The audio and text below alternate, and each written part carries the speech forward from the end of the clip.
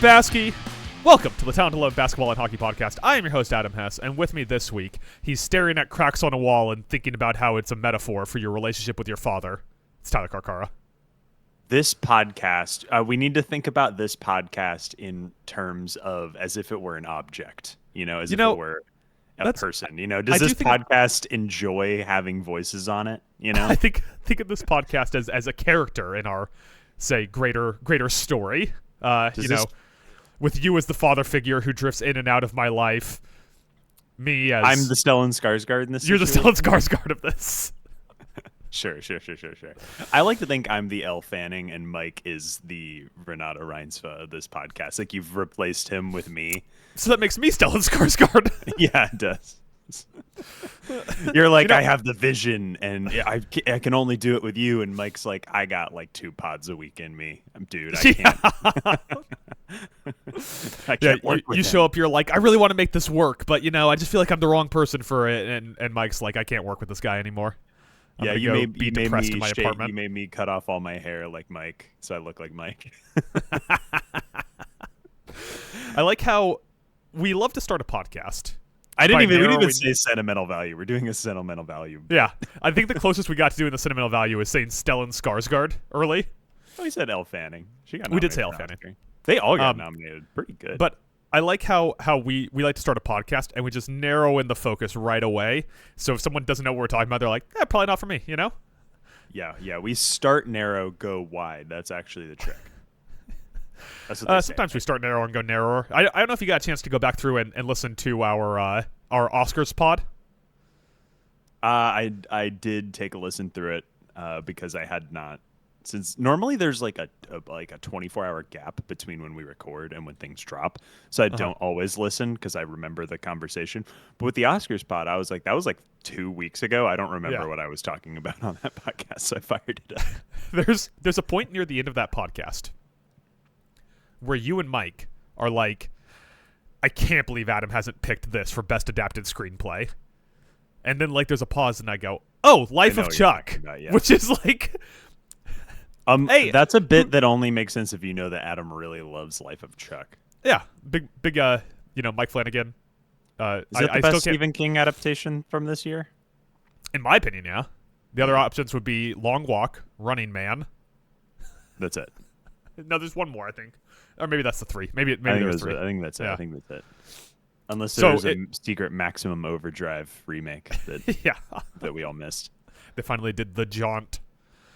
Now we went straight from fucking Joachim Trier Oscar movies to deep cut Stephen King novellas. Is Sentimental Value the least seen Best Picture nominee this year? Like, is that the deepest cut we could have done? Or let me see. Like, did that make more money? Secret Agent? Secret Agent make more money? Yeah, I think Secret Agent would be. Avatar: Fire Secret and Ash. Did anyone see that? Yeah, I don't remember seeing it. I just remember because you saw it in a fucking fever dream. Yeah, coming off an overtime win over the much maligned Green Bay Packers, and then getting shaken around in a chair. Yeah. Secret Agent has made less money than Sentimental Value is the second most obscure movie we could have talked about. And we'll never know about Train Dreams because it's a Netflix movie, so it's going to show like $0 in the theater or something. Yeah, exactly. But I assume because it's on Netflix, it is not the least watched thing. The Secret Agent's the only Best Picture nominee I haven't seen. Yeah, I've seen all of them. This is the first time that before the nominees were announced, I had already seen them all. It's pretty good. That's pretty good. Still need to see Secret Agent. Anyway, Sentimental Value, Best Movie of the Year. It's really... Wait, if the Sentimental Value was a basketball team, which basketball team would it be? Because it can't be like the Thunder. Obviously Cleveland. What do you mean? Cleveland. Interesting. Yeah. What makes you say that? So they have the 2 staples there in Mobley and Garland. Mobley and Garland are the sisters. Not Garland. Yeah. So Mobley and Garland are the sisters, right? Donovan Mitchell has to be Stellan Skarsgård then. No, Donovan Mitchell is Elle Fanning. Here's the thing. LeBron James is Stellan Skarsgård. We're before the movie started. Shit. We're before the movie started. Yeah. We're before the movie started. You're so right. You're so right. Oh my God, damn, that's so good. Anyway, let's should we stop talking about Norwegian cinema? We should never stop talking about Norwegian cinema. However, we do have to stop talking about Norwegian cinema because we have to talk about basketball, the least Norwegian cinema thing we could talk about. The Norwegians are pretty tall, aren't they? Like a famously tall people. Like, why don't they get in on basketball? I'm some kind of Nordic thing. I don't know. I'm tall. And that's What's their big sport? Ski jumping? Is that what the whole Olympic scandal is? They're like I remember reading an athletic headline that was like, ski jumping scandal rocks country of Norway. It feels like it should be hammer throw, right? It feels like that should be their thing because Thor, he throws hammers and he's Norwegian. Yeah. Interesting. Anyway. Hey, speaking of tall guys from different countries, the Rockets have lost Steven Adams for the year, who underwent season-ending foot surgery. He's done. He's out of here. No more Steven Adams. Interesting. So here's the thing about this. Does this completely sink the Rockets season? Like, the Rockets have to make a trade deadline move now, right? I would imagine so. I mean, they were already in the market for another point guard, but now they need a center. Yeah, can I give you the hey, let me give you the data points that make my case for me? Yeah. They are plus 13.5% over their opponents per 100 possessions on rebounds when Steven Adams is on the court versus off. And this team's entire offense has been, what if we brick shots but get every offensive rebound? Yes. So now they've lost their best offensive rebounder. With him off the court, they're still positive. They're plus 3.7 over their opponents on rebounds, but it's much closer to net zero. Like 3.7 isn't going to win you a game when you can't hit shots. And they just lost kind of the piece that drives everything. They've also lost their best centerpiece on defense. Literally, I mean center, not like, because obviously there's more important defensive players to their whole identity. But like Steven Adams, two things he did was rebound and rim protect. And he's out for the season. Obviously, they've already lost Fred VanVleet before the season, so now they're relying on what? Like Clint Capella and Reed Shepherd? Sorry, I was trying to see if I could rework a trade over here that we're planning on later with involving the Rockets to get them a center too. But this trade is already so cuckoo banana pants out of control that like I can't fix it. I can't. It's too late now. Anyway, sorry.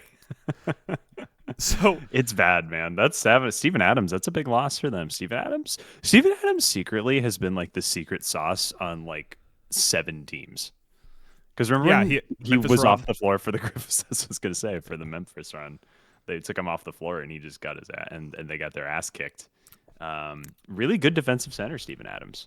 Yeah, great rebounder. Now they have Sengun, who's just not as strong defensively in the middle. Yeah. As like, and then literally the only other center they have on their roster right now is Clint Capella. Yeah. Who, they got to if you had to guess Clint Capella's age, what would you guess? Wait, Houston? Yeah. Yeah, you're right. Like that. I thought that because he was still in Atlanta. Capella is 31 years old. Because I'm looking at it. I know. Yeah, because you're looking at it. You read that like it was off a book. Off of Spotrac. Yeah, they need another. Hey, they need another center. Would probably be my recommendation. Yeah, to them. Yeah. Who's their GM? Towns. I believe it's Steven Yzerman. That is a hockey joke that I just realized you're not going to get. Adam, could you explain that joke to me? I'm a little lost. Okay, so you see, the movie opens with a picture of a cracked wall. Oh, okay. Yeah. The voiceover. Raphael Stone, who's been there since 2020, when notable dogshit GM Daryl Morey got chased out of town. You ever read someone's name and you're like, if I put that name in a screenplay, people would be like, shut the fuck up. No one's named that. Yeah. There was a guy that Phoenix drafted a few years ago with the last name Booknight. I remember Booknight, James Booknight. Yeah. I was convinced he was going to be good because of his last name. That's a fucking Marvel character right there. Yeah. James Booknight. I'm pretty sure that Ari was, and it was played by Oscar Isaac. Yeah. Isn't that who Jon Snow played in the Eternals? Yeah. Man. I like how no one even calls him Kit Harington anymore. Yeah, that guy, Jon Snow. Because he tried. If his role in Eternals was really good, maybe we'd call him whatever that character's name is. Yeah. Black Knight. Jon Snow. I'm still here for the Black Knight movie. I listen. We can't do there's this. One, we can't do this. We can't do this. Listen, and I don't mean we can't do this because of this podcast. We can't do this because until we get Shang-Chi 2, I refuse to listen to new additions to the MCU. If there's one thing about me that you have to know is that I'm not like a big trope guy. You know how people like now they'll like Google books, like they'll be like, I want a book that has enemies to lovers and has light heavy petting or whatever. I don't know. You know how people Google books now? They're Describe like, I want heated exactly rivalry. this type of book. Yeah, I did just describe heated rivalry. I guess that's why people like that show. The one trope that I will Google and search out is cursed sword. That's sort of my enemies to lovers is cursed sword. Sort of my favorite trope. No wonder that's why you, the Stormlight you Archives. I love Stormlight Archives. Stormlight Archives is like, what if we have like 6 cursed swords? What if we had a billion? What if there were living embodiments of emotions and they were all cursed swords too? Yeah, pretty good. You gonna watch the Mistborn series on Apple Plus? Listen, I'll watch anything on Apple TV Plus if it seems like it's good. They make good content. Not necessarily transgressive content, but they make quality content. I'll watch F1 races there next year. Yeah, that's right. Should we talk about liveries? I have no livery opinions. I'm the wrong person. Do a podcast with Andrew. You don't care. You don't care about liveries? Don't give a fuck. How do you feel about Cadillac premiering theirs at a Super Bowl commercial? I also hate Super Bowl commercials. Now, this was the whole thing on the last podcast. I can't get into the Super we can Bowl move on. We can move on. Yeah. All right. So Rockets lose Steven Adams for the season. By the way, Giannis also now out with a calf strain, just in time to get traded. Aaron Gordon out with a hamstring pull. Everyone's hurt, man. Everyone's hurt. Bring out your dead. Bring out your dead. Any cursed swords in Monty Python? No, actually, no. Unfortunate. That's unfortunate. I mean, I guess he's King Arthur. He's searching for the Holy Grail. Should we remake Monty Python but with a cursed sword? But like gritty Monty Python reboot. Gritty Monty Python and the Holy Grail. That's just every King Arthur. That's just every King Arthur movie. Yeah, it's Green Knight, which I think was also Kit Harington, wasn't it? No, that was Dev Patel. Was it? I've never seen it. It's great. You should watch Green Knight. That's what I hear. Who directed it? Who directed it? Dude. Gosh, what is his name? He goes on blank check all the time. He's one of the blank check. Lowry.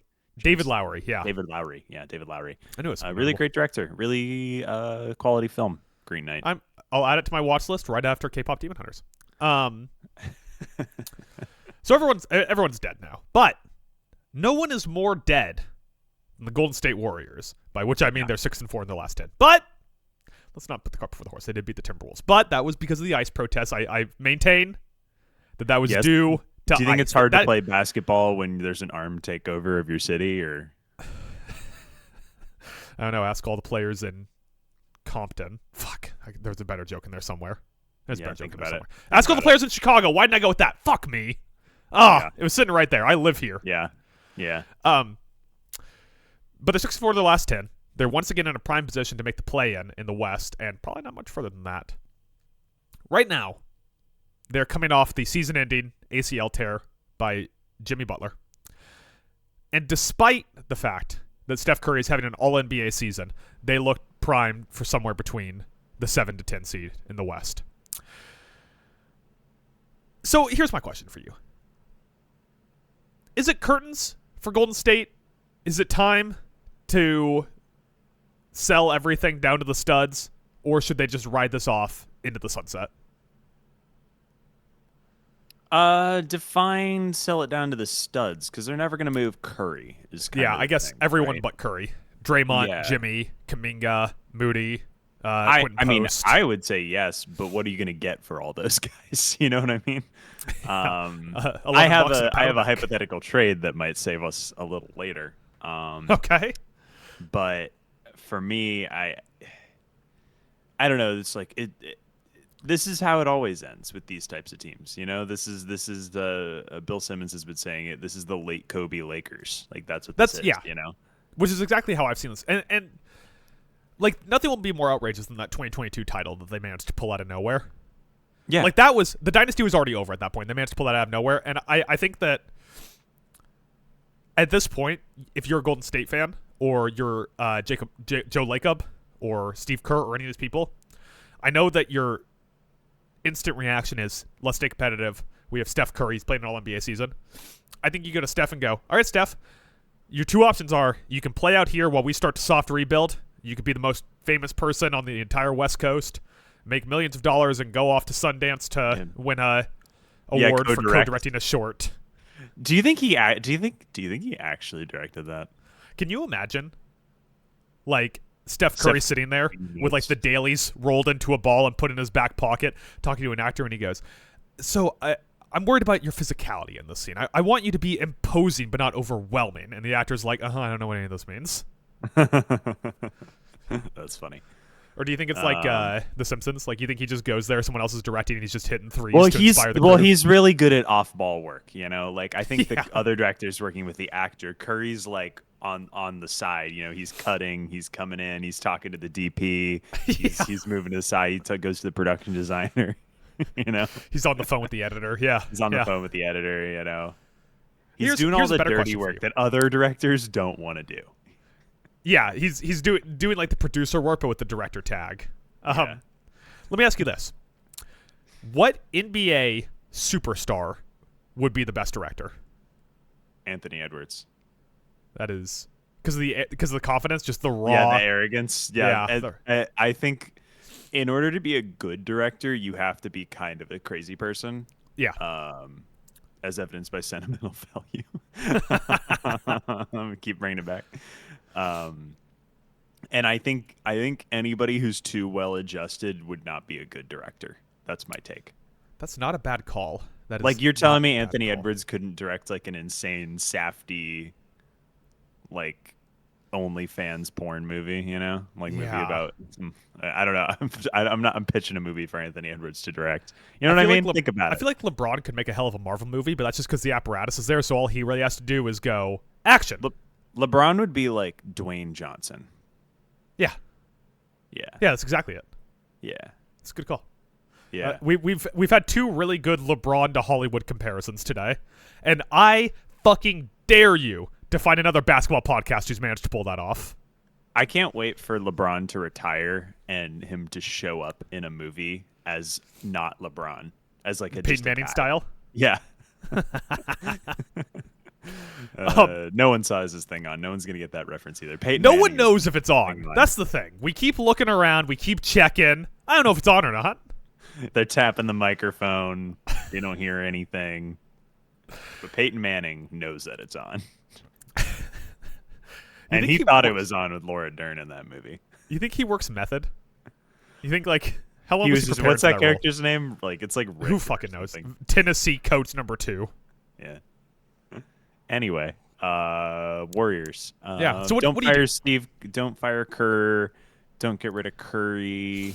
Unless Kerr wants to leave, then you can let him go. I feel like Kerr is more likely to retire than go somewhere else, unless he. That's really kind of my thing with this. Oh my gosh, twist my arm if he really wants to coach the Orlando Magic. Ugh.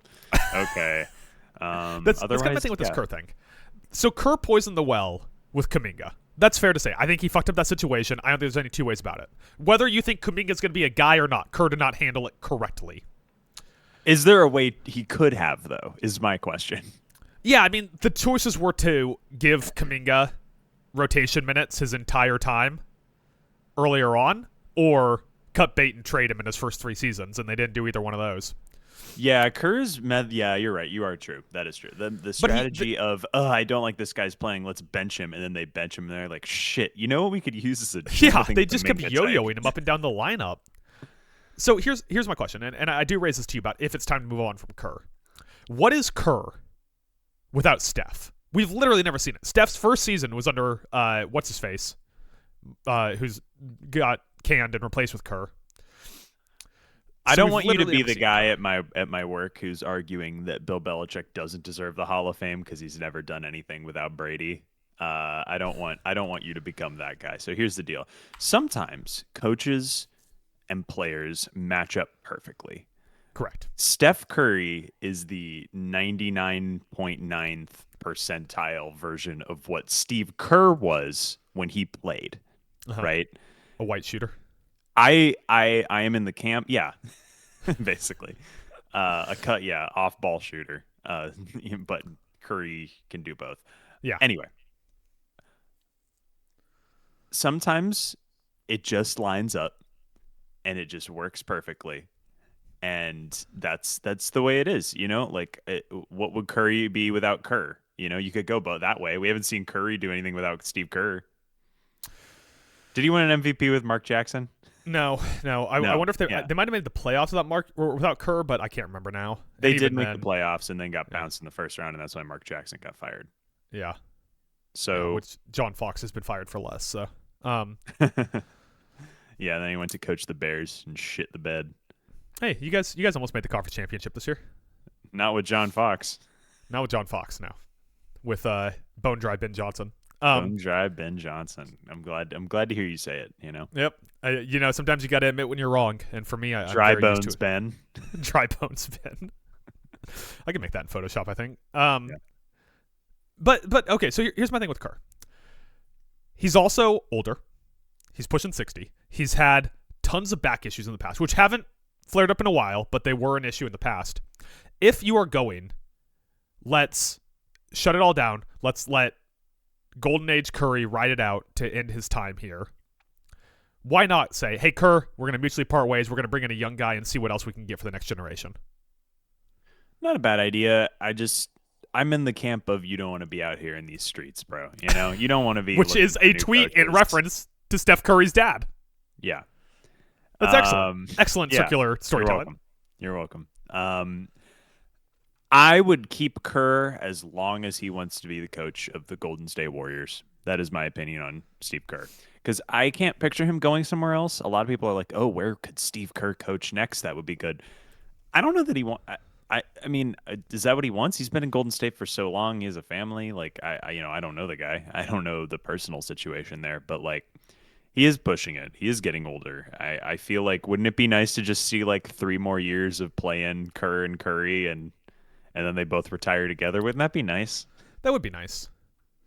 And the one place you could say maybe he would go there would be Chicago, where he had his most success as a player. But if you're Steve Kerr... Yeah, hey, what would about you really want to go from beautiful West Coast San Francisco living to right now it is 1 degree and has about 20 ice agents outside your front door? Or? Yeah. about 8.5 inches of snow outside. Yeah. And on top of that, Joe Lacob fucking opened the checkbook for your run there, man. That guy was dumping money out at a rate never before seen. Yeah. Yeah. How many other teams are actually gonna do that? Like, how many other teams are willing to empty the coffers to win now? Like the Knicks? Like if the Knicks offer him a job, sure. Yeah, I mean, why? This is my thing. Anytime, this is the Lane Kiffin going to LSU thing, where I'm just like, why? Why do you guys why do these coaches insist on being like, no, I'm actually going to go somewhere else? Yeah. And instead of being a god in one city, I'm like, I just don't get it, man. Okay. So the best way I can summarize this to like the average person's life is it's like anyone who is working a career that doesn't have upward mobility. Like, it doesn't matter if the next position is more desirable or even better than where you currently are or more suited for you. It's simply that you can continue to move up somehow. So Lane Kiffin moves to LSU, which has been a tentpole program in college football for hundreds of years. That is moving up. That feels like upward mobility. You could say the same thing for, like, maybe Kerr, if Kerr decides that he wants to move to New York or something, because it's like, okay, what can you do that's more prestigious than Golden State, which is now the highest valued franchise in the NBA. It's more highly valued than the Lakers. You could say, what can you do that's more valuable than that? Like, the answer, I guess, would be coach the Knicks or Lakers, but that's about it.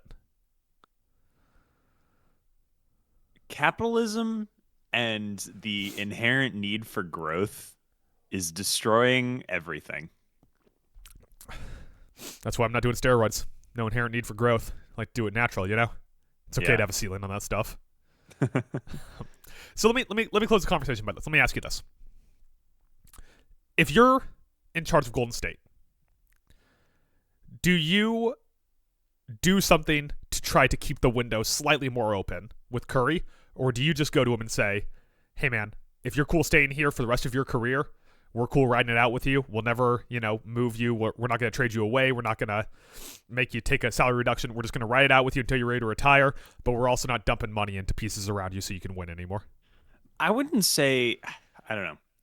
If I was them, I wouldn't be dumping assets and money to try and get old aging veteran players like Jimmy Butler. But what I will say is, like, it doesn't mean you have to stop getting better. Like, you have to move Kuminga, and you can get something for him. You get something for Draymond. Moves around the edges to try and get better. Right. Right. You don't have to be taking huge, gigantic swings. Although I keep teeing it up, but I just want to talk about my Warriors trade. Okay. Anyway, I think there are ways to stay competitive without burning too many assets. You know what I mean? Yeah. Yeah, and Golden State doesn't have a lot of assets to burn, so I guess that's kind of what you're hoping for. Yeah. But I know, man. I think that if I'm in charge of Golden State, it really is like the Twilight Kobe years where I'm just like, hey, yeah, we're going to pay you a lot of money. Every arena we show up to, it's going to sell out because Steph Curry's there. Steph's going to retire at 39. We'll immediately retire his number the next season. At halftime, we'll have you play basketball against a walrus or whatever. It's a Marty Supreme reference. Yeah. Yeah, I don't know if Curry goes for that. I wonder. That's the question. I don't know. He's got like golf and these movies. Yeah, he's got other stuff. He's too busy at Sundance, man. He's in Park City. He doesn't know what the fuck's going on in the NBA anymore. That's true. Did you see LeBron recently? They asked him about like some young player who played well, and they were trying to get the classic LeBron response of him being like, "Oh, I always knew that guy," that old chestnut, and just for the meme. And he was like, I don't really watch basketball anymore. Yeah, I just play golf." I think they asked him about college play. I can't remember what they asked him about, but yeah, they asked him about some guy. I don't remember who it was. It was relevant to the game they were playing that night. But he was like, "Yeah, I just play golf. I just practice golf in my free time now." Well, while we're talking about the Lakers and Golden State, or as I would dub them, non-competitive teams in the West who are in playoff position, let's jump ahead down a couple segments here real quick. Let's just talk about the play-in. I kind of want to get, because the play-in bubble, especially in the East, is very interesting this year. So just quick picks. We're going to put them on tape here. Give me a team in the playoff bubble. So that's like the 7 to 12 seed range right now, who you think could make a run, like at least win one round, maybe two. You see this? For anyone not listening, I'm calling my shot. I'm pointing. Yeah, I'm pointing at the stands, right bleachers, upper deck. Dallas Mavericks. I like this Mavericks team, dude. Imagine if they had Anthony Davis and Kyrie Irving. You are so blinded by a Cooper Flag 49-point performance. I'm also blinded by Max Christie being good. Hey, shout out my dad, who right after the Luka trade watched the first Mavericks game with Anthony Davis and texted me like this. They also got this Max Christie kid. He's pretty good. So shout out my dad for calling it. Max Christie's good. Dallas Mavericks lost 3 straight, currently 5-5 in their last 10, and you are right now calling them the team from 7 to 12 that you believe could make a run in the playoffs. Well, define run in the playoffs, Win at least one series. Yeah, that's tough. Even with Anthony Davis and Kyrie Irving, I'm not sure they're beating the Thunder, so that's tough. Yeah, no one in the West because they'll have to play the Thunder. Yeah, so mine was the Clippers, who started off real slow and have looked super hot recently. 9-1 their last 10. They've won 3 straight. If you just look at their net rating from November on, they're like the number 2 team in the NBA. Kawhi Leonard looks like an All-NBA caliber player somehow. Somehow. It's scary. Somehow. Well, because he doesn't usually play basketball. Yeah, he's usually planting trees. Yeah. At least getting paid to plant trees. Yeah. That's true. That's true. Yeah. Yeah. Any love for Phoenix? Does Phoenix deserve a mention in this conversation? You think Phoenix Booker can make a run? injury was tough. They won Injury, the game after the Booker injury, but yeah, it's been a little rough. Yeah, we did that segment on them last time, and then Booker immediately got hurt. So get ready. Oh, sorry, Golden State. Something horrible is about to happen to you again. Yeah. They don't have any of their draft picks, right? Golden State? No, they have some of their draft picks. Do they have their draft pick this year? I can double check. Like, what's To the the like? Spotrac If trade Steph Curry gets hurt, do you just like shut everything down and be like, it's Pat Spencer time, and try and get a good draft pick? I got distracted because I pulled up a Spotrac trade machine to see if what Golden State's closest first round pick is, and it showed me the most recent successful trade using Spotrac's trade machine was Kelly Olynyk and Jeremy Sohan for Anthony Simons. Who the fuck broke out the trade machine for that? Who was sitting there going, huh, how could the Spurs get Anthony Simons? Why would the Spurs want Anthony Simons? I don't know. They have so many guards. Also, why would the Celtics want Kelly Olynyk and Jeremy Sohan? Those guys don't even play basketball. That's a good point. So Golden State has their pick this year, next year, 2028, 2029, 2030, 2031, and 2032. They have all their first-round picks. What the fuck did they trade to the Heat? That's what I was just thinking. Have they already paid all their Heat picks? Yeah, what did they give Miami for Jimmy Butler? Let's see. Did they get Jimmy Butler for like a bag of basketballs? Is that Jimmy Butler's fate to just be traded around the league for basically nothing? It's been his whole career. So they traded a 2025 first. Okay, so that's conferred. And a 2031 second. That's it? Yeah. Well, it was a 5-team players. trade. It was a 5-team trade, so a bunch of shit That's bounced around. right. They also traded Andrew Wiggins, Kyle Anderson, and Davion Mitchell from the Raptors to the Heat. But you know what? Now that I'm thinking about it, the more from remembering the response to that trade was like, boy, Golden State gave up basically nothing and got Jimmy Butler, huh? Yeah. Everyone was like, wow, Andrew Wiggins out the door. It's like, all right, guys, he had the one run. Let's not start. Because Jimmy was doing the like, I don't want to play. He was doing the Giannis. He's like, I'm playing, but I don't want to be playing. Or the Ja, I guess. Yeah. Yeah, the Giannis is going. The Giannis is when you start ghosting the person you're dating, hoping they'll break up with you. Yeah, the classic. There's an SNL skit recently about that. That was really funny. Where You it watch was SNL? like, I just saw this skit pop up on YouTube. I think it was related to the fact that Geese played SNL because I was watching those live performances. All right, sure. What? I keep getting Geese songs pushed to me, and I don't know why. Because they're blowing up right now. Yeah. Geese are so hot right now. It's not usually my go-to genre of music. I guess they're just so I listened to that popular. album when it came out. Thank you very much. You did. You recommended it to me. Yeah. Yeah, like 5 months ago. So closing out our playing segment, give me your team from the 7 to 12 seed right now. Who you think can make a run? You want to call your shot again and then go with Can like? I pick my Orlando Magic? Are they? I have them written down. They're the obvious answer, right? The obvious answer is the Magic, because if they're healthy and they actually hit a shot or two, they've just got so much fucking talent on that team, man. Bro, they have the worst. They're the worst what if team in the league right now because it's like. I'll get to it because one of our trade segments coming up is for my team. It's like your homer trade, and it's just like. You know what I would like more than a trade? Like 2 months of all these guys playing together. Yeah. So, anyway. Sleeper team in the East? The Hornets?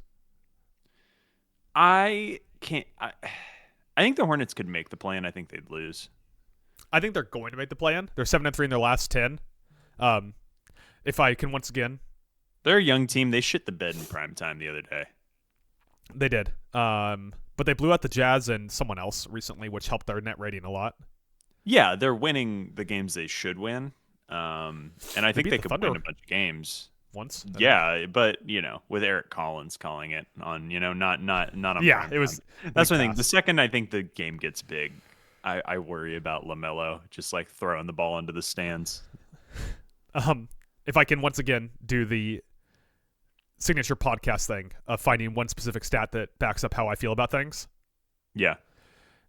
If you just look at the lineup of Con Knipple, Brandon Miller and LaMelo Ball. They've played 370 minutes together, have a plus 15.6 net rating, and a 55.8 player impact rating. I don't know what player impact rating is, but they got a 55.8. There's so many random statistics in basketball. Yeah. You know? Like I was Googling, like I was going around and someone was like, this guy's got a 2.7 LeBron. And I'm like, what the oh yeah, I was literally about to bring up the LeBron. I was trying to pull it up. What does that even mean? It's an old 538 stat. Everybody wants war for other sports. Everyone keeps trying to find one unified number, but nothing is as rigid in everyone doing the exact same thing as baseball. So it doesn't exist in any other sport. Baseball's the only sport that can have a stat like war. Yeah, because it's literally 3 true outcomes. And no other sport is like that. Yeah. This is why football is the biggest sport in the world, is it's the least money-ballable sport. Yeah. So LeBron, by the way, is an anagram. Not an anagram. An initialism. Acronym? Whatever. I said in the world for football. I want to clarify. I meant in America. Yeah. We don't give a fuck about cricket here. Here's what LeBron stands for, according to basketballindex.com. Luck-adjusted player estimate using a box prior regularized on-off. What? That's what LeBron is.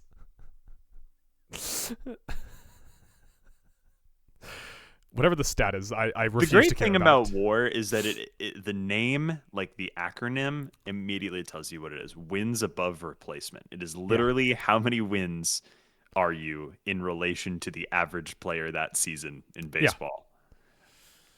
And Shohei Ohtani's got a 30 WAR or something.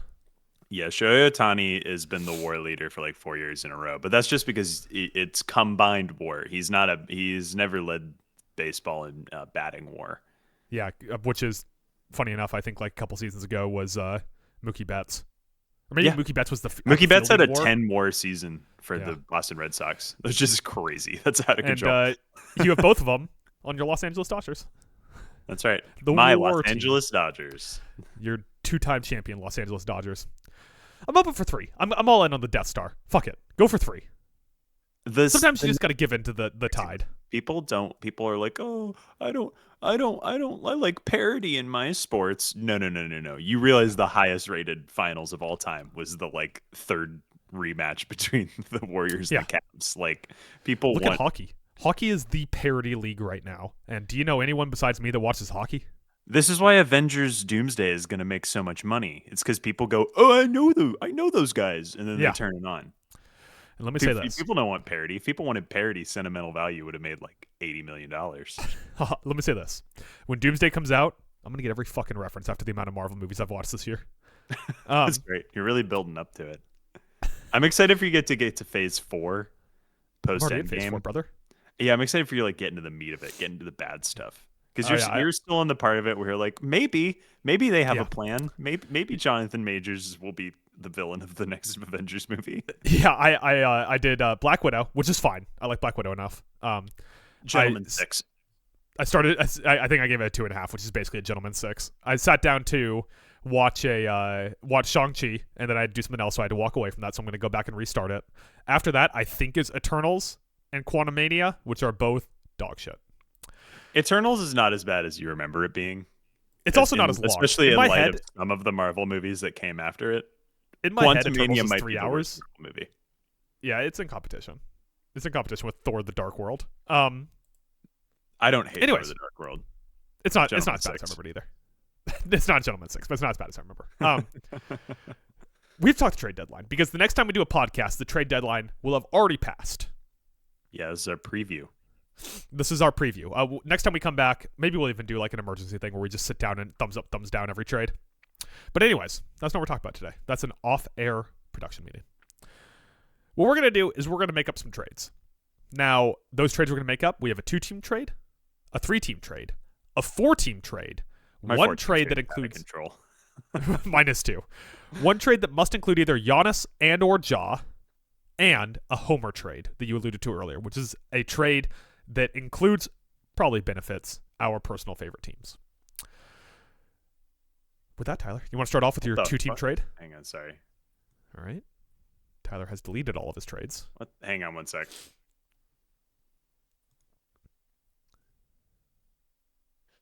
I have Spot Track open, and they do the thing where it's like window and window ads. Yeah. So like I clicked onto the tab, and it started playing in my headphones, and I was like, "Stop playing advertising music." Great stuff, Spot Track. Good job. I'm trying to podcast here. Jesus. Yeah. Don't you know I want to use your website for free with no ads while I podcast? Okay, cool. Yeah, I'm ready. Go ahead and start with your 2-2 trade. 2-team trade. This is a small trade. A lot of these trades I'm about to rattle off are like big giant trades. But I thought, let me do one that's like just sort of rotation players. Now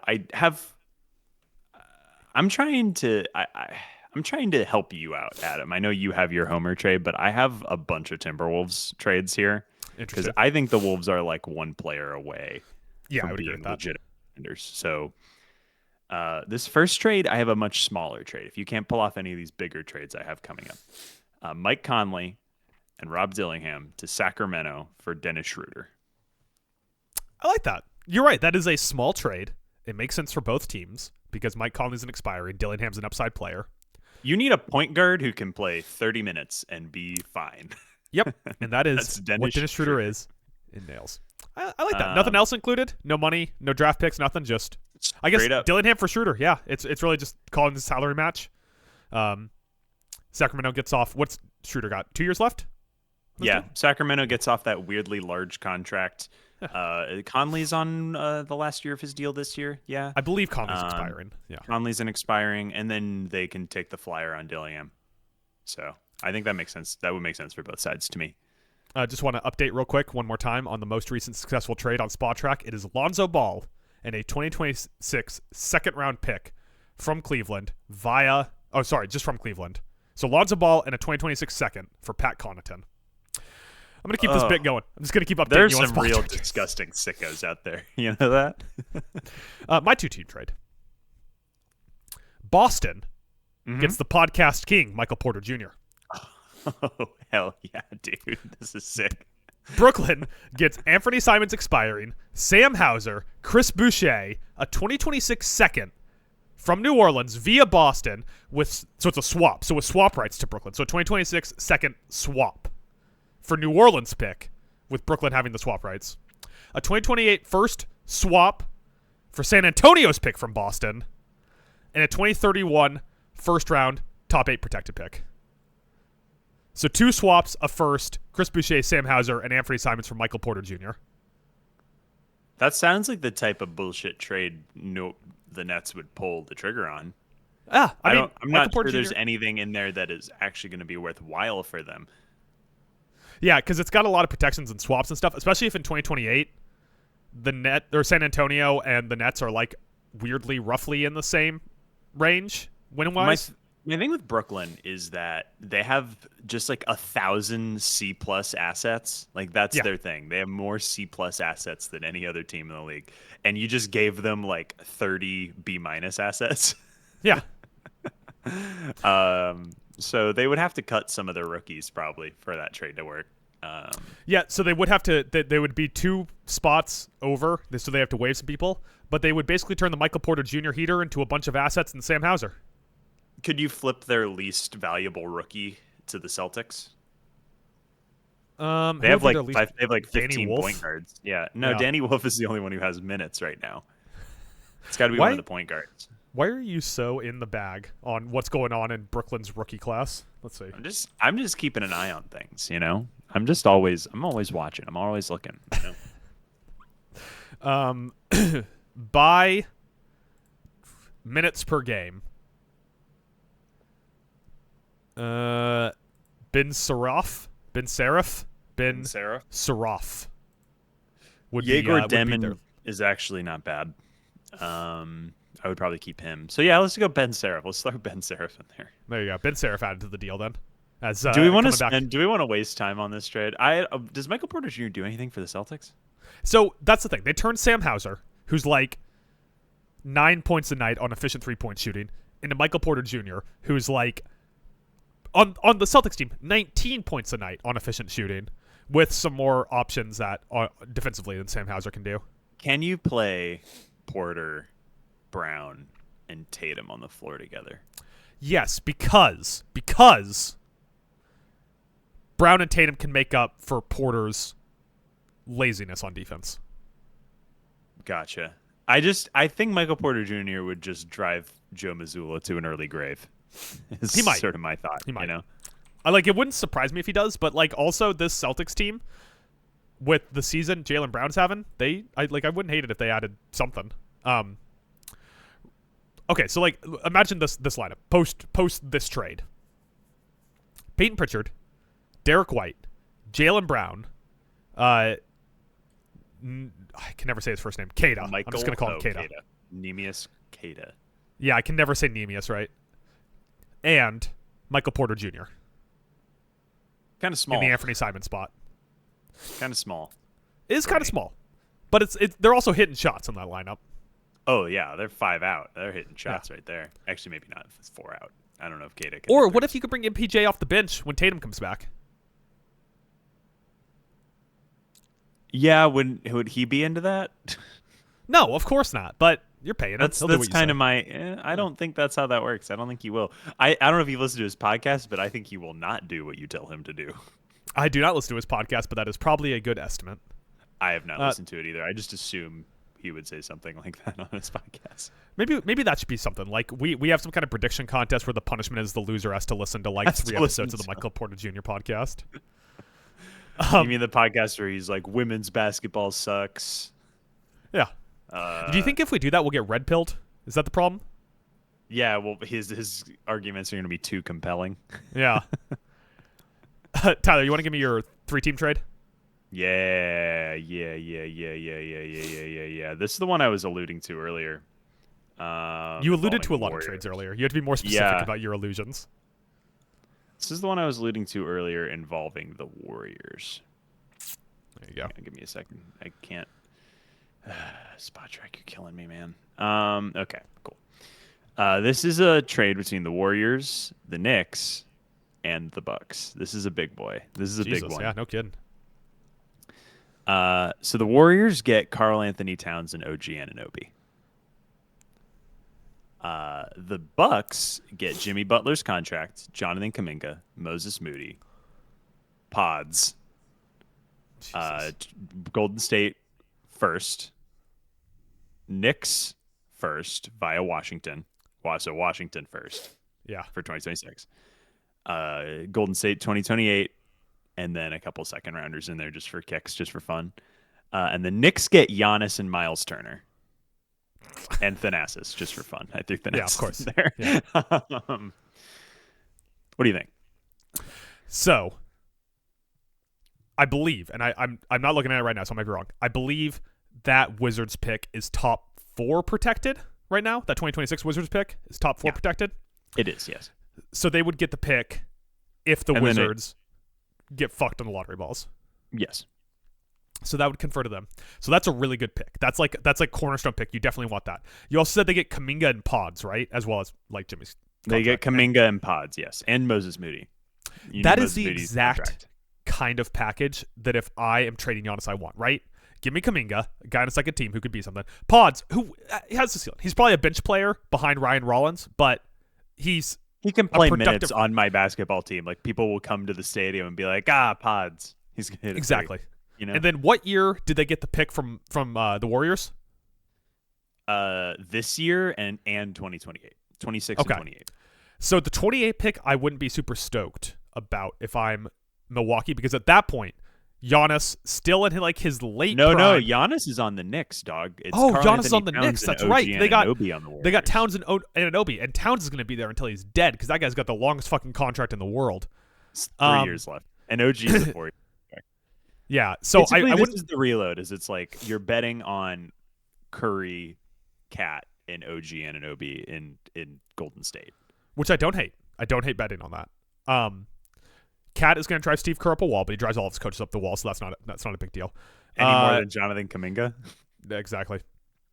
And they don't have to worry about the Knicks pick with Giannis there. Yeah, I like that. I like that trade for who do I like the trade the least for? maybe Golden State because they're giving up the most future assets. But once again, it's like we talked about before. If you're saying we are trying to optimize our last years of Curry, fuck the picks, man. Go get in OG Anunoby and Karl Anthony Towns. We keep Giannis in the East. Very important to me. That is important. That is quietly very important. Miles Turner is nice Mitchell Robinson insurance. I think that they're both nice each other insurance. Neither one of those guys can play a full They kind season. of do the same thing. Yeah. And then Thanasis is there for vibes. Yeah. So here would be, I'm going to project the starting lineup post trade for the Golden State Warriors, and you tell me if you would take this if you're the Golden State Warriors front office. Giannis is the centerpiece here, but you are right in that the Warriors are the most interesting part of this trade. Yeah. So it'd be Steph Curry, OG Anunoby, Karl Anthony Towns, Draymond Green, not Moses Moody because you traded him, D'Anthony Melton. It'd have to be Melton. Or maybe Buddy Hield. Maybe Buddy Hield. Probably Buddy Hield, yeah. You wanted proper 2 guard. Yeah. You probably would want Moses Moody there, but you need his $11 million contract. I guess maybe you can make it work with Buddy Hield. I don't want to mess with the sort of don't popsicle stick machine I've built here. Exactly. Just leave it be. So we'll say, just for the sake of argument, we'll pretend it works. We'll switch out Moses Moody for Buddy Hield. So your starting lineup would be Moses Moody, Steph Curry, OG Anunoby, Karl Anthony Towns, Draymond Green. Pretty good. Now, coming off the bench for them, it's D'Anthony Melton, Al Horford, Will Richard, and Quentin Post. Not so great. Pat Spencer. Dude, you dare you? Sorry, I forgot Pat Spencer. Through the mud. That guy's like balling out. He's good. That guy's good at basketball. Yeah, I mean, sure. I mean, my guy. Would Pat Spencer listen, make the all white American Olympic team? Okay, hold on. Now we got to pause the podcast. And let's do the starting lineup for the all white American Olympic team. Dante DiVincenzo. No, he wouldn't be a starter. Absolutely not. Yeah, Dante DiVincenzo, Con Knipple, Cooper Flagg. Easy three. Kevin Huerter? Is Kevin Huerter American? There's one we're definitely forgetting. We're definitely missing someone. Austin Reeves. Thank you. That's exactly who we were missing. God, that is a small lineup, man. Well, for your center, he's hurt right now, but Walker Kessler. Or Ryan Kalkbrenner. I like Kessler. Oh, or Zach Edey. I mean, like any of those giant fucking like rookie contract guys. 7'3", yeah, for sure. Yeah. So I'll take Edey. So Edey, Knipple, Flagg, DiVincenzo, Austin Reeves. That is not a small lineup. That is not a small lineup. That's like kind of a perfect 5. Now, you are really, really, your bench is tough. Reliant on Cooper Flagg and Ryan Kalkbrenner to play, or Zach Edey to play some fucking shutdown defense. You don't think that could be like? You don't think that's a bronze medal right there? I don't think it's a bronze medal. I think that you don't think that team beats Serbia? You know, I think maybe they lose to Serbia in the bronze medal game. Yeah, pretty good. Yeah. Anyway, what's your 3-team trade, Adam? My 3-team trade. The Charlotte Hornets of the aforementioned Con Knipples. Oh, it's going to tip it right away. You ready for this? It's going to tip it right away. Charlotte Hornets receive Jalen Suggs. You motherfucker. Tyus Jones. Royce O'Neal.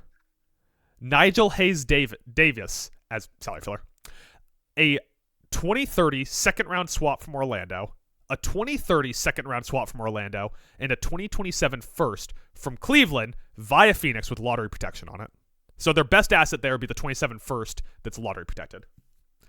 Orlando gets Miles Bridges, Josh Green, Jalen Green, Rasheer Fleming, a 2030 first from Phoenix, top 4 protected, and a 2032 first-round swap with Phoenix. So 2 swaps, Miles Bridges, Josh Green, Jalen Green, and salary filler.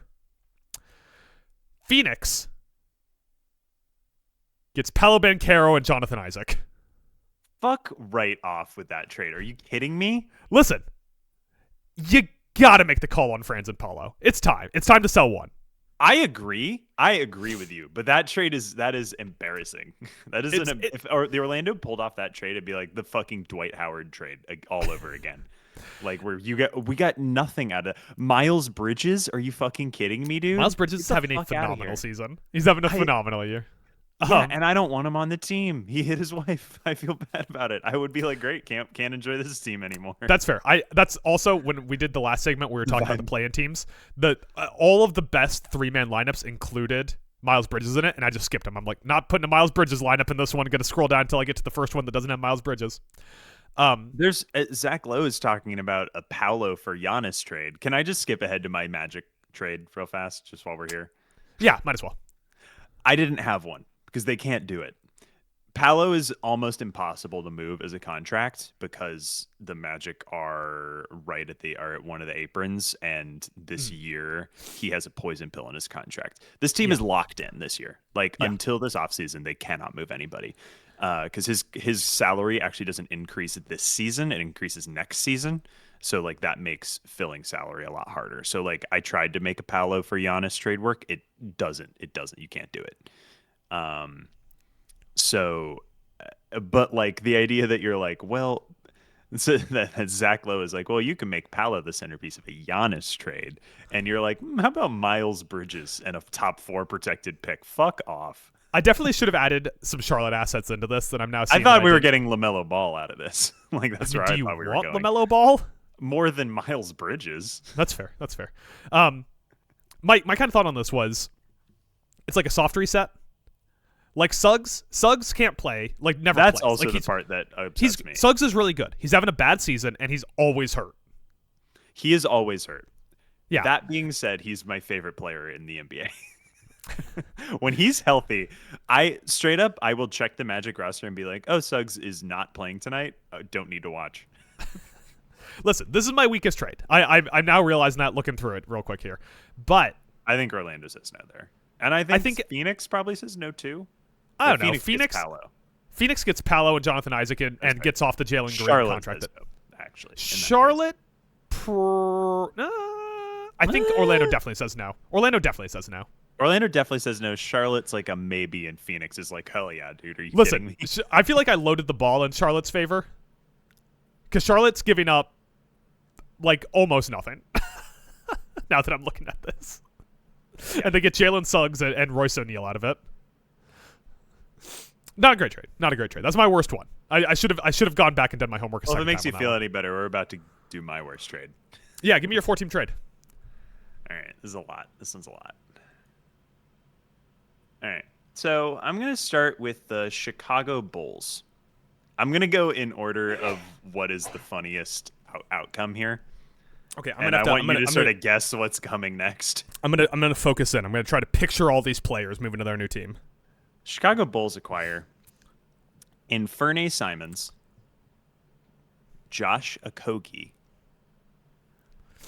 a first-round San Antonio Spurs top 4 protected pick from someone else has this pick, I feel, because I will say San Antonio is not in this trade.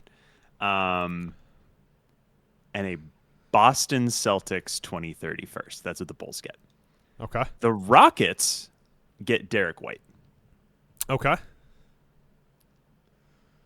The Milwaukee Bucks get Bailey Shireman, Patrick Williams, Dalen Terry, Fred VanVleet's contract, Reed Shepherd, and 4 various first-round picks.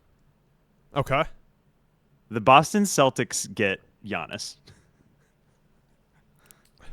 Once again, keeping Giannis in the East. And Thanasis, obviously. Of course. You can't do without Thanasis. Gotta throw him in there. Okay, so the Bulls get contracts and picks. What's the Bulls' best asset there? You get Inferne Simons, who I think is probably becomes your best guard. Is he better than Kobe White? I think Kobe White's still better. You get 2 first-round picks. You get also Anthony Simons. You get 2 late first-round picks in Inferne Simons for getting off of a fucking Patrick Williams contract. Yeah, which I don't hate that. You get picks and you get rid of Patrick Williams, so that's a good thing. And they're just basically there to facilitate money. I think if anyone says no here, it's the Rockets, actually. Yeah, so give me the Rockets package again. It was just Derek White? Just Derek White. And they're Derek White's a good player. VanVleet and Reed Shepherd. Yeah, which I also, I don't know, man. That's pretty good. Because like Boston obviously doesn't say no. Reed Shepard's playing really good right now. They're giving up. How many picks does Boston give up in total in this? Because the San Antonio pick is theirs, I believe. They give up. Wow, they give up a fuck ton of picks, like crazy number of picks. But also, like you're getting Giannis. Yeah, you're getting Giannis to play with Jaylen Brown and Jason Tatum. And the way Jaylen Brown's played this year, you're basically getting 3 of the 5 best players in the East on your team. There's like a hypothetical world where you have 3 top. Like this is the closest you can get to the Warriors' death team in the modern NBA. Yeah, and that's also 3 guys who the 2 main guys there, Brown and Tatum, don't need to be on ball constantly. Like it helps them, but they can play off ball. Giannis is kind of an on ball guy, but that's like you can make that work. They lose a lot of picks. They lose Derek White. They lose Anthony Simons. Do they lose anyone else? And Fernie Simons, Bailey Shireman. Okay, I'm good with losing Shireman. That's it. It's Bailey Shireman and Fernie Simons and a fuck ton of picks. And Derek White. White. Yeah, I guess the only team I could definitively say has like an argument to say no would be Houston. It would probably be Houston because Houston's giving up Van Vliet's contract and Reed Shepard and Josh Okogie, I guess. Which, like, Reed Shepard would be the one thing there. Like, the Van Vliet, sure, but Van Vliet's going to be out for the year. We don't know what he's going to be next year. He's only got 2 years on his deal anyways.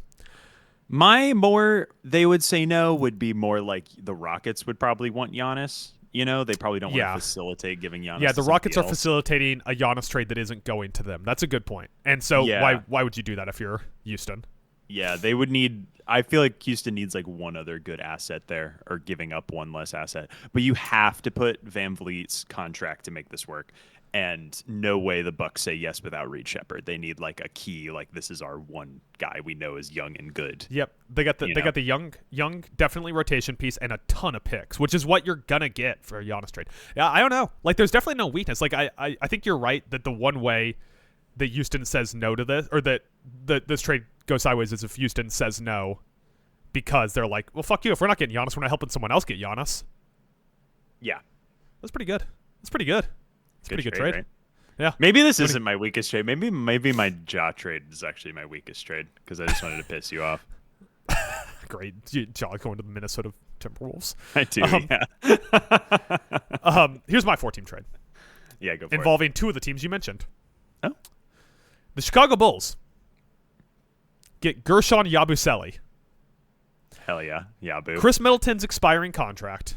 Uh-huh. A 2028 second from Phoenix via Houston. Okay. 2032 New York Knicks first-round pick. And a 2032 New York Knicks second-round pick. Okay.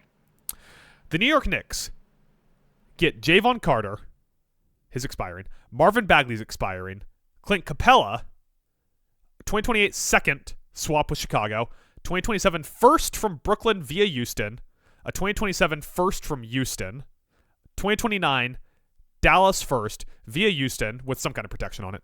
Dallas, okay. And which is via Houston. I was waiting for the 4th team. I was like, who's the 4th team here? 2032 first round swap with Houston. So they get 1, 2, 3, 4 first with various protections and swaps, a second, Clint Capella, Marvin Bagley, Javon Carter.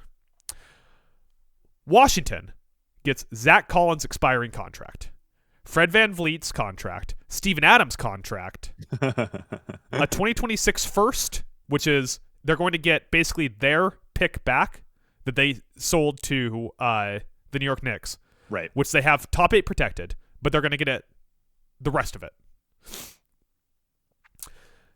A 2027 second swap with Houston via Memphis. So it's Memphis's pick, Houston sending that. A 2027 second round swap for Portland's pick via Houston. And then Houston gets OG Anunoby. Now you might be saying, that's a lot for a little. Like that, there's a lot of pieces moving around there, right? Yeah, there's that's that trade reminds me actually of is the Dwight Howard trade, where you look at it and you're like, boy, the Dwight Howard was the keep in this, and then there's just a whole lot of nothing, just a lot of money and contracts moving around, and you're like, what is anyone getting out of this? So here's what people are getting out of this. Chicago and Washington are basically just getting picks, right? Yeah, they're asset loading. They're asset loading. They're asset loading, and they're taking on some contracts. And most of those contracts are expirings. Yeah. Houston turns Clint Capella and 2 injured players into OG Anunoby. So that's an all-in this year move. What does New York get? Why would New York do this? New York, once again, is getting Javon Carter's expiring, Marvin Bagley's expiring, Clint Capella, 4 firsts with various protections on them, and a second. Is this to line up a new trade? It's almost like the Knicks get $29 million in cap space and picks to avoid the Stepien rule. So that they can pull the trigger on Giannis. So they can pull a trigger on Giannis. Because there's no way to make a Knicks, a Karl Anthony Towns for Giannis trade does not work right now. No, there has to be a third team like Golden State involved. Yeah. Especially because of the Stepien rule, where the Knicks have already traded a ton of picks for Miles Bridges and OG Anunoby. Not Miles Bridges, his brother, Mikal Bridges, and OG Anunoby. So they're already in a hell of their own making where they can't trade a bunch of their picks. But if they get all these picks, they don't even need to have the full pick. They just need to have some of the pick, right? So like the Dallas pick I have them getting from Houston, lottery protected. They're never going to see it, but they could trade it. I love an insane trade to line up another insane trade. Yeah. So like what Houston gets a rotation piece, not even a rotation piece, a starter in OG Anunoby that fits kind of their mentality, what they need, their method. It's a long wing who can shoot and play defense. They need shooting, they need defense, although they have defense. Washington gets 3 picks and expiring contracts. New York gets cap space, expiring contracts, and picks to then flip. And Chicago gets expiring contracts and picks. Okay. It's one of those trades, once again, where you're like, I don't know if anybody says no, but I don't know how you get to this trade.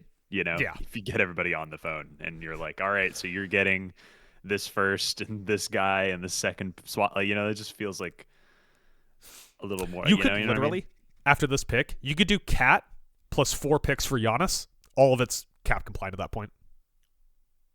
Pretty good. Yeah. It's not a bad thought. This is initially because I sat down to make my 2-team trade, OG Anunoby to Houston, and I could not figure out how to do it. Now we have sort of 3 Giannis trades here. So if far, you're Milwaukee, of these 3, Giannis. Yeah. There are sort of 3 packages on the table for Giannis. Yeah. I want to know which one you think is actually the best one. Would you rather have 4 Boston first-round picks, Reed Shepherd, Van Vliet, and then a bunch of fucking guys, Patrick Williams, Bailey Shireman, whatever? Would you rather have the Golden State package that includes Pods and Kuminga and like a bunch of picks between the Warriors and the Knicks? Or would you rather have said Cat and 4 picks trade? Yeah, so the Cat and 4 picks would include a Dallas first, and the question is like a 2029 Golden State first or a 2029 Dallas first more valuable to you? It's pretty damn close. In 2029, I'm projecting Dallas to have the best player of either of those teams. Yeah, I think that's correct. In 3 years, Cooper Flag should be better than Curry will be at like 40 or whatever. And the other question becomes, what ability does Giannis have to say no to this? Because it's true. Like if Giannis says, no matter what, I'm not going to Boston. Okay, yeah. But Golden State and the Knicks are like 2 obvious places for him. I think the Golden State package is the best. And I think Giannis would say yes to it. I think that's probably the best package. Well, Giannis would be going to the Knicks in that trade. Oh, I keep forgetting that. Yeah, so either way, he's Cat and Anunoby.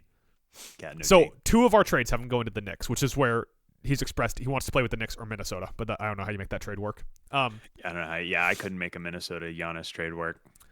Not without shipping off like the key, like identity defining pieces of the Wolves. So if I am Milwaukee, God, how much could they flip Cat for in a year? Cat traded 3 times in 4 years. He's perfectly tradable. He's not good enough that like you can't move him, but he's not. But he's still good, so people want him. Yeah. Also, interesting. If you go from Giannis to Cat, you are definitively a lottery team. Yeah. I guess either way, you're a lottery team. Yeah, I think they're a lottery team already, dude. Yeah, but they don't have their first round pick this year, or maybe they do. No, you're right. They don't. They traded it. They traded it to get off Dame's contract. I think in this scenario, yeah, you're right. I think you probably want my 3-team trade. That's probably the best case Yeah. scenario for everybody. That's the best Yeah. win. That's the most win-win-win trade. That's the one you're everyone right. says yes to. I think you're right. All right. Haha, Well, I win. you want to give me your jaw trade then? Oh shit! The Minnesota Vikings just fired their general manager, Mossy Austinfort, or is he Arizona? Kwesi Adofo-Mensah. Mensa. Mensa. Yeah. Okay. Did they just hire that dude? Did no, they a few fire years him ago. just because he moved on from Sam Darnold? We can't talk about this basketball pod. Crazy. Anyway, last trade, right? Should have 2 more, but you already gave away one of yours. So Yeah, your jaw trade. Yeah. So I have 2. You have 1. All right, my jaw trade. I'll just rattle this. Actually, you go, and then I'll go, and then you go. Okay. So my Giannis trade. Milwaukee gets Draymond Green, Moses Moody, Yusuf Nurkic is expiring, Kevin Love's expiring, a 2026 first from Golden State that's lottery protected, so that probably won't confer, a 2028 first from Golden State that's top 8 protected, a 2030 first, a 2031st swap with Golden State, and a 2032nd first from Golden State. So 1, 2, 3, 4, 5 picks in total, and then Draymond, Moses Moody, and expiring contracts. Golden State gets Giannis, and Kyle Anderson returns to the building. Slow-mo himself. Utah gets Jonathan Kuminga, Al Horford's receding hairline, a 2026 first from Milwaukee that's top 8 protected, their own 2026 second back, 2031 first swap with Milwaukee, and a 2032 second swap with Golden State. So 2 firsts, 2 seconds with various protections and swap rights. Jonathan Kuminga and Al Horford for Giannis and Kyle Anderson to Golden State, and then Milwaukee gets Draymond, Moses Moody, 2 expirings, and 5 first-round picks. Yeah, sure. I think if you're Milwaukee, you probably want Kuminga, but beggars can't be choosers, I suppose. Yeah, so you get like the sort of young asset in Moses Moody, who was from the Trey Murphy draft. You get 5 firsts, and you get cap room. So that's full reset mode. We are not trying to maintain any kind of competitiveness. I think you just have to. I think you have to try and maintain because they don't have any picks. They don't have any picks. They don't have their own picks. Yeah, there's no point in them losing. It's kind of like Phoenix right now.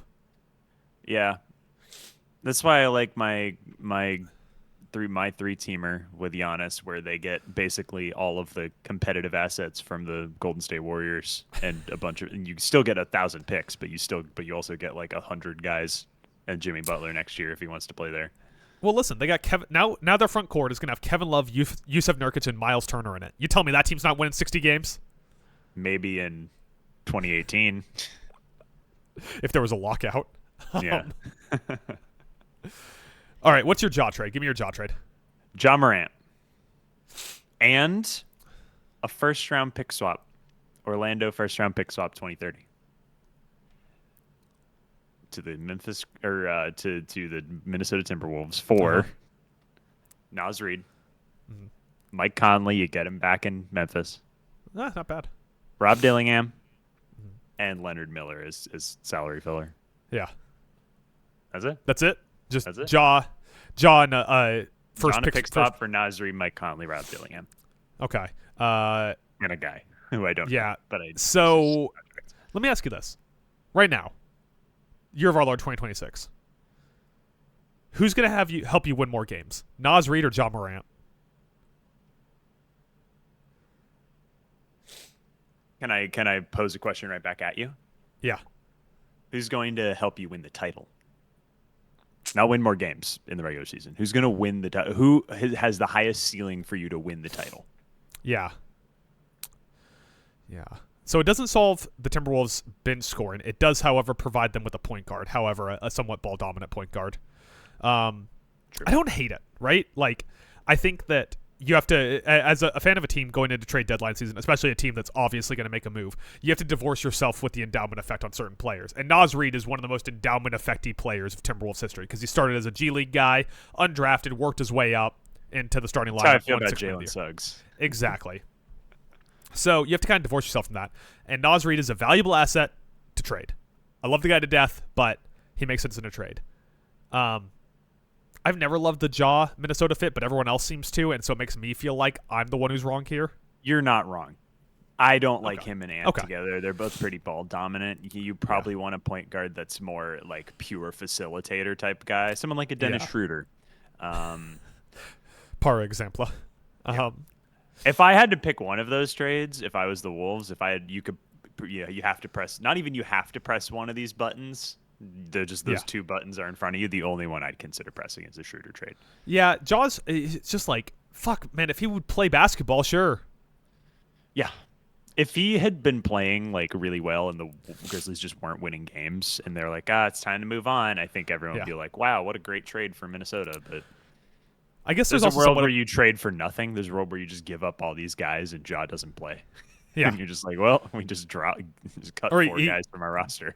Gets out there and Finch tells him they tied his shoelace loose and then he's just going to pout the rest of the season or something. Yeah. I don't like John Morant. That's my problem. That's why I don't like this trade, I think. I think that if I was to just go...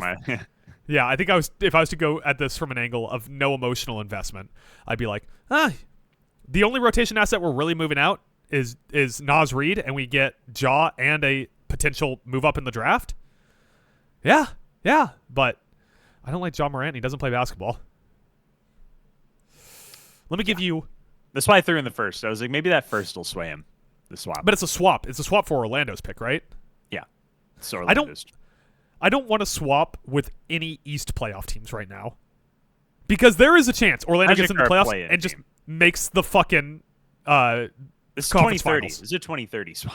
Oh. Well, by then they'll have traded Paolo Banchero for Jalen Green, so. Exactly. And Miles Bridges. If that happens, I'm gonna lose my goddamn mind. I'm gonna come on this podcast and I'm gonna do what Mike did on the Bills presser podcast last week.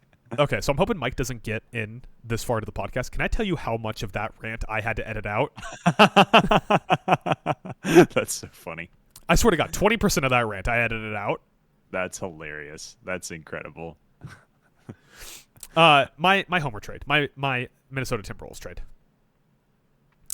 The Chicago Bulls get Mike Conley's expiring, Rob Dillingham, Kevon Looney, Jose Alvarado, and DeAndre Jordan's expiring, as well as a 2026 second-round swap with Indiana via Minnesota. Oh my God, this is a 4-team trade? No, it's a 3-team trade. Okay. The Indiana pick Minnesota has right now. Okay. Gotcha. 2030 second-round pick via Minnesota. Okay. Or sorry, Memphis's 2030 second via Minnesota, so 2 seconds. And a 2032 first from Minnesota, top 8 protected. Minnesota gets Kobe White's expiring and Trey Murphy III. New Orleans gets Zach Collins expiring, Naz Reid, Leonard Miller, a 2027 Cleveland Cavaliers second-round pick via Minnesota, and a 2028 first swap with Minnesota. Interesting. This doesn't feel homery to me. I was trying not to be too homery. Like, sending out one first-round pick in 2032 and Dillingham and Naz Reid and getting back Trey Murphy and Kobe White. Oh, that's a little homery. Now that I'm actually... Yeah. Because it's Conley, like leaving the Timberwolves. Conley, Dillingham, a second-round swap, which is going to convey because it's Indiana's. I feel like you'll be able to get one of those guys. Not all of them. So the argument is, if Kobe White has already told the Bulls he's not going to re-sign, move him. Yeah, then they'll take whatever. Yeah. So that's kind of my thought on it. And Trey Murphy's a little undervalued by New Orleans. I mean, maybe overvalued by people who watch the sport. Maybe I'm overvaluing Trey Murphy. But nah, Trey Murphy's great. Yeah. But it would give the Timberwolves a true point guard, Kobe White, and more depth wing scoring with Trey Murphy. My only problem is Trey Murphy. Is he better than Jalen McDaniels? No. How dare you? How dare you? Jaden McDaniels is like going to be on an all. He's not as good a defender. But Trey Murphy's a way better scorer. Jaden McDaniels in the Timberwolves win against OKC last night went 5 for 5 from 3. Cool story, bro. McDaniels on the season is shooting 51, 51, 40, 84%, on 14.8 points a night, 3.5 threes attempted per night. Yeah, Trey Murphy's averaging a 22, 6, and 4 right now. Yeah. On the Pelicans. Imagine if he had some space, dude. Imagine if he wasn't the guy touching the ball every possession. Yeah, listen, that would be great. I don't know. I just think they kind of fit the same role, which honestly, they could play together. I mean, yeah. The problem is you would also still have Julius Randle and Rudy Gobert. Yeah, so it'd be Trey Murphy, and Trey Murphy would become your Anthony Black. Although Anthony Black is just a starter now because everyone's always hurt. Yeah, Trey Murphy or Kobe White would be coming off the bench in this trade. I also think that there's a pretty good chance the Timberwolves move either Naz Reid or Gobert. They're not going to move Gobert, but they probably move Naz Reid because Berenger, our rookie center, has been coming on in the minutes he's getting. He was very good in that game I watched this week that we'll talk about later. Yeah. Well, there you go. That's all of our trades. If you're watching this on YouTube, vote in the comments. Tell us who had the best trade. I guess if you're on Spotify, I'll put the poll up on Spotify. Go ahead and vote in the poll on Spotify. Tell us who had the best trade. If you want a recap of the trades, rewind the podcast because we're not going to go through and recap all of them. Yeah, it was like crazy. There's so much shit in all those trades, dude. No way. Yeah. I might, when I listen to it, go back and make like a text file with all the individual trades, and I'll just link it in the show notes or something. But that's the best I can do. Yeah. Best offer. Best offer. Like the Pawn Stars bit. Best I can do is text file. See, I once again have never watched TV, so I thought that you were asking. You've never like turned it on in a hotel room? No. Damn. It's been Your my parents entire have time. never had it on in the background. Fucking... My parents always have the TV on. My parents are divorced, I know they're not so they weren't around each other. Sorry. It's a Gen X boomer thing. Like ending with Gen X, like starting with Gen X, going back. People just had the TV on. They just leave it on all day. You know? Yeah. I put it on when there's sports on. Yeah, I put it on when there's something I would like to watch. I don't just like have it on in the background. That's what podcasts are for. No one would ever walk by and I would just have like CNN on all day. Yeah. My dad has CNBC on all the time, and I'm just like, brother, touch some grass. We have to do our Letterboxd reviews for our best and worst League Pass game of the last 2 weeks. Those games, the January 17th game between the Spurs and Timberwolves, that the Spurs ended up winning by 3 points.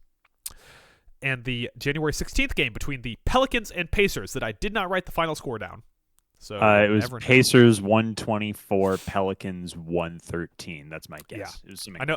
I know the Pacers kind of ran away with it late on, so something in that range. But we got to give our Letterboxd reviews. So Tyler, what is your Letterboxd review for Spurs at Wolves, or Wolves at Spurs?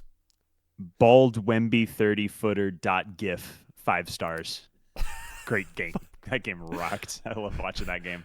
Yeah, so I gave it 4.5 stars for obvious reasons out of 5 because the Timberwolves lost, so I'm not going to give it 5. How have we not talked about Bald Wemby on the pod yet? Yeah, so my let me read my Letterboxd review and then we'll do a quick Bald Wemby thing. My review is Stretch Horford ruined my day.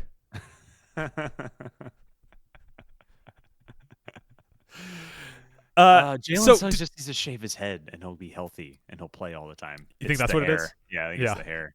You think his WNBA girlfriend doesn't want him to be bald? Bald Wemby, like Wemby went from look at this gangly young man, and then he shaved his head and he went bald, and all of a sudden it was like, oh my god, he's terrifying. That's a scary person. Did they ever explain why they shaved their heads? Did we ever get they just were like, yeah, we shaved our heads, that's what we did. Yeah, it's a good bit. Yeah, sure. I mean, got the NBA world talking. If fucking Luke Cornett goes out there and shaves his head, no one gives a shit. Yeah. We need like a LeBron-esque metric for how good of a player you are before the world cares if you shave your head. Yeah. Or even that, yeah. Post haircut versus pre-haircut splits. I love that. I love that bit. Anyway, this is a good game. Yeah, that was a great game. As much as the ending perturbed me. I got to say, I think you deserve to lose a game if in back-to-back possessions, on one end of the floor, your layup gets blocked by Luke Cornett, and on the other end of the floor, Luke Cornett dunks it on you, which happened to Julius Randle in this game. Jan Berenger outplayed Luke Cornett on his bench minutes. Pretty good. Yeah, which is why good job, Berenger. Which is why the Timberwolves are going to trade Naz Reid. Yeah, because of Jean Berenger. All right, you want to? We're not going to go that long on the next game, are we? No. January 16th, Pelicans at Pacers. Pacers win after pulling away late in the game. My review, 2.5 stars out of 5. It was a good game for most of the time, then really bad late. Pelicans are really going to hand Cameron Boozer to Atlanta, aren't they? Yeah, they are. Yeah. It's going to be tough. What is your mine is, it took me 30 minutes to realize that it was not, in fact, the Norse god Thor in the paint, but just Jay Huff. 3 stars, gentlemen, 6. Jay Huff gets way too much mention on podcasts. Look at the guy. Look at how he looks. Look at his appearance. I know. Do you think if podcasts were more popular? Points. He had a 29-point double-double. He's really good in that game. Do you think if podcasts were more popular in 2014, Marcin Gortat would get this much run? Maybe. Is Jay Huff modern day Marcin Gortat? But like the game has passed him by, passed by that type of center, so he's not as valuable. Yeah, how many moving screens does Jay Huff set? The Polish Hammer, Gortat. And I just want to award. I have the envelope in front of me. I would like to hand out the award to the BASKEY podcast on Town Alone for the most mentions of Marcin Gortat in the year 2026. We'll see. Yeah. Come at us, Zach Lowe. With that, we have our final segment where we have to decide our next set of games. So we have to Letterboxd review, which I will. I have my 5 best and my 5 worst written down as we always do. Any overlaps, we will have to watch and review before the next podcast. Rattle through them, big dog. Let's take a look. All right, the best ones I have written down. February 1st, that is on Sunday. Clippers at Suns.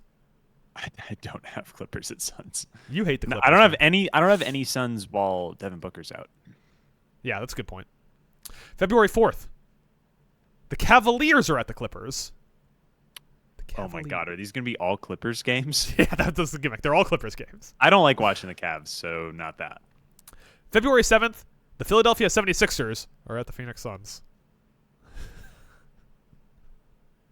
Nope. February 9th, what is with me? The February 9th, the Cleveland Cavaliers are at the Denver Nuggets. At this point, Jokic should be back. If Jokic is back, I don't have it, but if Jokic is back, I can add it to my list. Okay. February 11th, do that one with the caveat of if Jokic is back, we'll do it. Dude, every game I have written down either features the Suns or the Cavaliers. Why do you like the Suns and the Cavs so much? February 11th, I have OKC at Phoenix. Do you think Devin Booker will be back by then? I'm uninterested in Phoenix until Booker's back. I have no idea. What is that? Fucking what's his name scored 40 yesterday. I don't give a shit. Dylan Brooks scored 40. Okay, we need to have an overlap here somewhere, right? So give me a game. Give me just any game on your best list. Right, give me a second. I gotta relook at this shit because we need to find an actual good one. Because if we have like 3 overlaps on our worst and no best, it's gonna be a tragic day for us.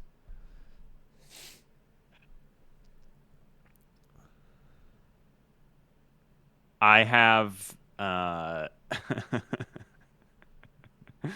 there's been a real tough run of games. I have Lakers Knicks.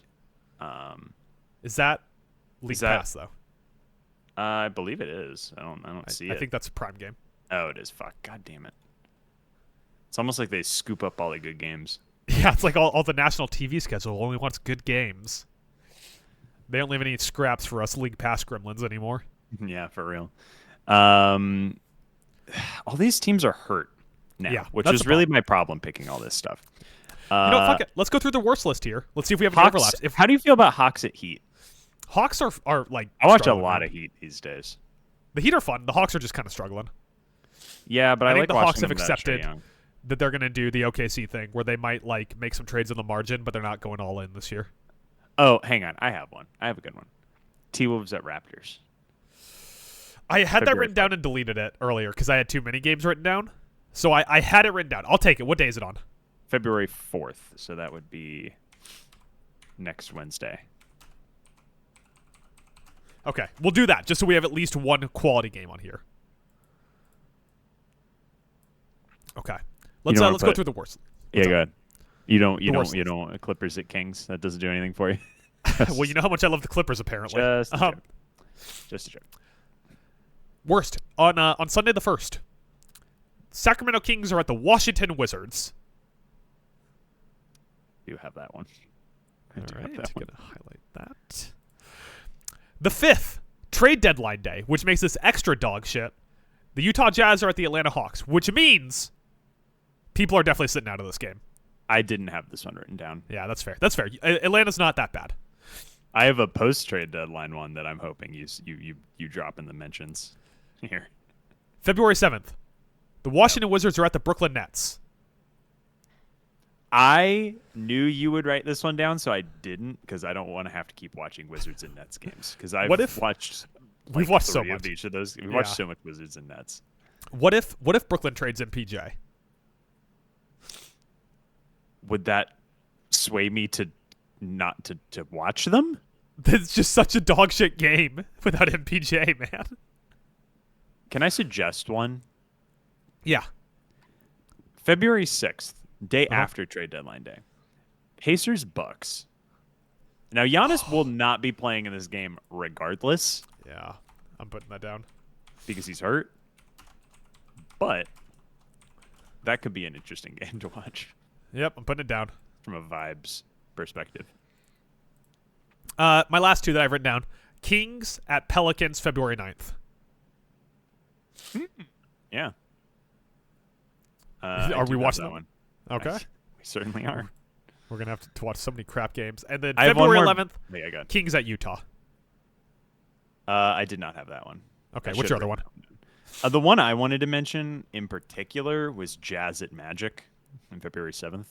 The Magic are a good basketball team. Yeah, but they suck to watch. Who's going to be in that game? It's going to be Paolo and Desmond Bane. Shout out Desmond Bane for being healthy this year. Yeah. Thank God. And finally hitting he can't shots shoot too. threes. Yeah, he's hitting better. Yeah, last few games. Let's see what he's up to now. Yeah. God, I hate this team. It's such a terrible whiplash going from the Bears to this Magic team, where the Bears are like this magical, like I would run through a brick wall and die for this team. Now I'm like, let me lock in on the Magic, and the vibes are just atrocious, and everybody's always hurt, and you're like, there are like 8 what ifs that may never come to fruition, and you just every night you tune in and you're like, I was excited about this a year and a half ago, but not anymore. Since Franz has gone out of the lineup, Desmond Bane is shooting 45% from 3. Ooh, Desmond. They just can't all play together. That's what we've learned. But that's actually not like true. The reason the Magic aren't going to make a trade at the trade deadline is because they're desperately trying to get everybody back on the floor, because Suggs, Bane, Franz, Paolo, Wendell Carter Jr. is plus 18. Jesus.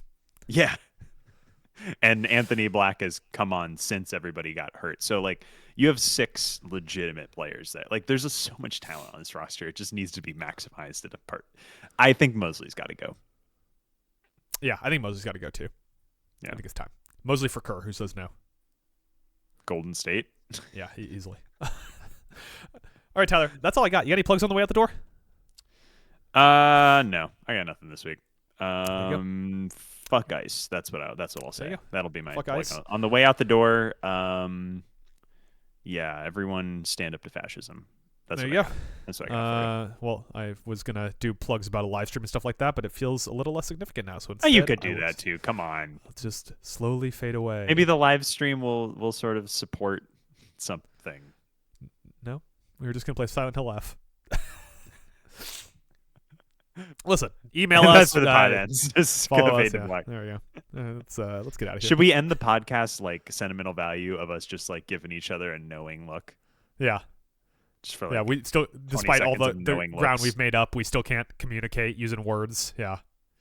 Here, let's do it. Ready? And action. There you go. We did it. Especially because that part's going to be underneath all the plugs that I put on the screen, so no one's going to see it.